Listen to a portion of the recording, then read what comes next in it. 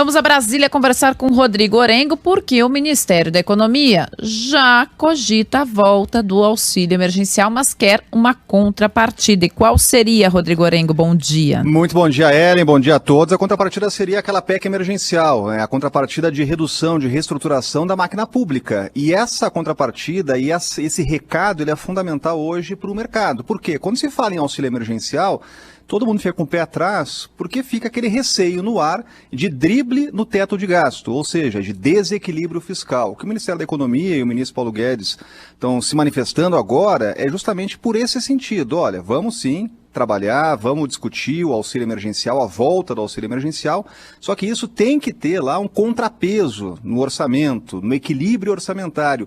E seria uma redução e contenção de gastos no setor público. Essa é a lógica da PEC emergencial. Para além de a gente lembrar, essa proposta de emenda à Constituição que não foi aprovada, os parlamentares não cumpriram o dever de casa, saíram em férias, em recesso, antes de tocar nessa pauta.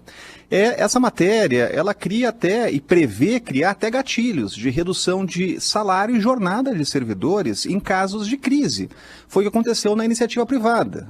A proposta, ela tenta refletir o que acontece na iniciativa privada em momentos de crise no setor público, que tem aquela estabilidade. Tem uma série de regras que, nesses momentos de crise, acabam criando ali uma proteção, claro, para os servidores. Agora, isso traz uma consequência, isso traz um desequilíbrio fiscal. Então, a lógica toda do debate é essa. E foi uma manifestação importante, o Ministério foi obrigado a se manifestar, porque os candidatos à presidência da Câmara e do Senado estão defendendo a volta do auxílio emergencial, uma espécie de consenso.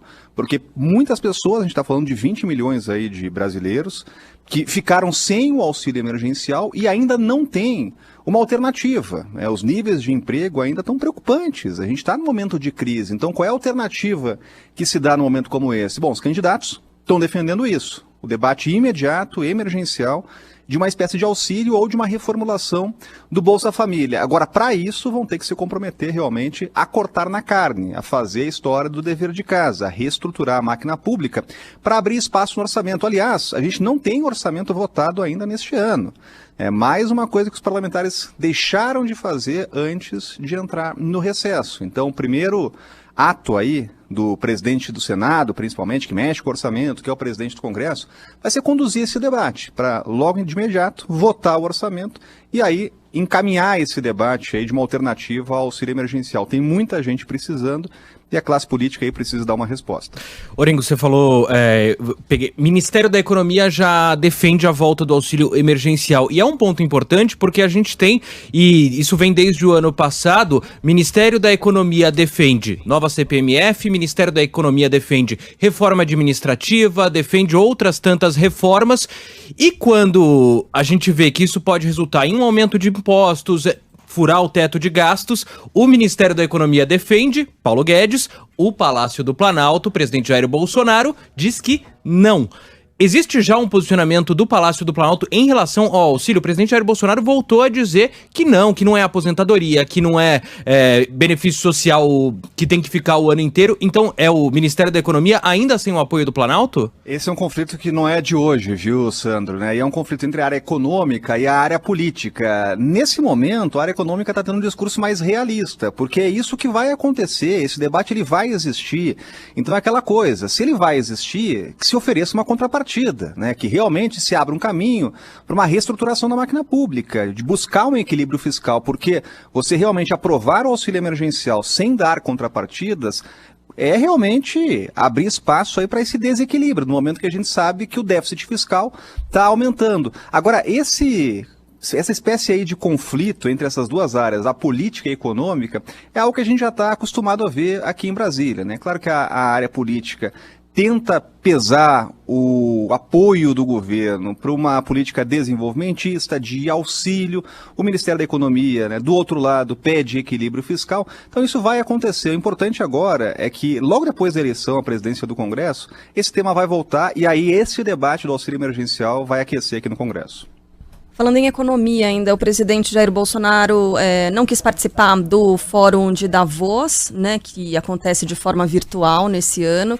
Mas só para trazer aqui um dado que surgiu nas últimas reuniões, ele diz o seguinte, ele mostra a desigualdade que resulta também na pandemia, né, que vai aumentar durante esse período da pandemia, que é o seguinte, enquanto as 1.000 pessoas mais ricas do mundo recuperaram as perdas econômicas durante a pandemia em apenas 9 meses, os mais pobres vão levar pelo menos 14 anos para conseguir repor essas perdas, segundo o relatório Vírus da Desigualdade, divulgado pela Oxfam ontem, né, na abertura do Fórum Econômico Mundial, realizado em Davos, na Suíça. Então, olhar para essas desigualdades é muito importante aqui também.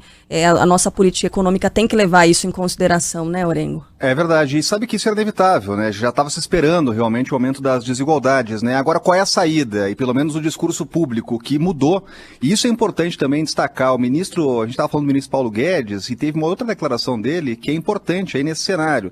O ministro está defendendo a vacinação em massa como uma saída econômica. Isso é fundamental. Então, é um discurso agora oficial do governo de aposta na vacinação em massa e não em alternativas contestadas, aquela história dos remédios. Não, é vacinação em massa para retomar o crescimento econômico. Agora é uma voz forte do governo defendendo essa linha. Isso também vai ao encontro de uma mudança de postura do próprio presidente, do governo federal, nessa relação com outros países no meio da pandemia, né? O governo decidiu assumir o protagonismo, né? Em vez de transferir a responsabilidade, assumiu o protagonismo e passou a negociar diretamente com os governos da Índia, com os governos da China. E aí veio a notícia tão esperada, a liberação do insumo da China. O governo estava sendo muito pressionado para isso, para assumir publicamente esse compromisso de negociação com outros países. Governadores, os 27, tinham assinado uma carta pedindo que o governo realmente colocasse todos os esforços aí diplomáticos para liberar esses insumos. Empresários, também pesquisadores da Fiocruz, do Butantan. Então, a solicitação, a reivindicação, a pressão estava saindo de todos os lados aqui. E o governo agora assume esse compromisso público e muda a postura, muda o discurso que foi bem recebido aqui em Brasília, né? Se antes a gente ouvia a história, olha, vacina do Dória, vacina da China, lançando suspeitas aí sobre a origem da vacina, agora não, a vacina do Brasil, confiança na vacina, discussão e relações diplomáticas de alto nível com outros países. Então isso mudou, e essa mudança de postura, né, deixando aquela chamada guerra ideológica de lado e optando por uma política externa de mais pragmatismo, é claro que foi bem recebida. Esse era um pedido aqui de parlamentares, até de aliados, que solicitavam ao governo que mudasse essa lógica aí de negociação externa, de política externa, e o que foi muito bem recebido. E mais importante, apesar dessas brigas políticas, e esse tema ele foi politizado entre o governador, entre o presidente, o mais importante é que finalmente o IFA, que é o produto mais procurado hoje no mundo, que é esse insumo para a produção da Coronavac, da vacina de Oxford, vai ser liberado até o fim da semana, segundo o governo, e pode liberar aí a produção no Brasil, para evitar aquela quebra, né? O secretário de Saúde aqui de Brasília, de outros secretários também, estavam com receio que isso estabelecesse uma quebra da campanha de imunização. Segundo o governo, isso não vai acontecer. Ufa! Ainda bem, né? De IFA vai para UFA.